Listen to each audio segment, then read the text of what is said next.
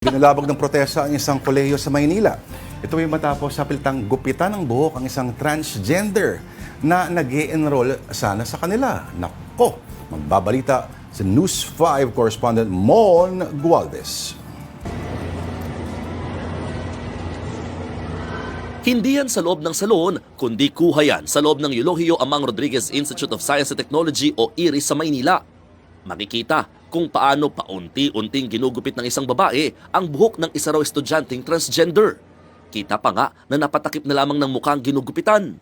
Ayon sa grupong Bahaghari PH na nagbahagi ng video, sa pilitan na ginupitan ng transgender. Bago ito, meron na kasing memorandum na inilabas ng Student Affairs and Services ng IRIS noong nakarang taon na dapat ay naka-barber's cut o 2x3 ang gupit ng mga estudyanteng lalaki. Pero kung babalikan ng video, hindi naman sinagad ng gupit na clean cut. Kaya git ng grupong Bahaghari, outdated at malinaw na paglabag sa student rights at isang form ng diskriminasyon sa LGBTQ community.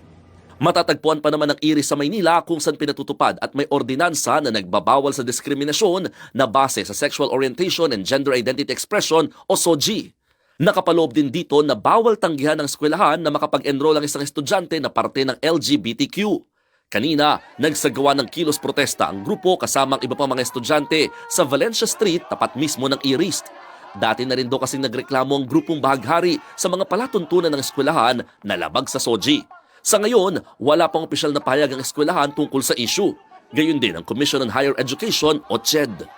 Ako, si Mon Gualvez para sa 1PH.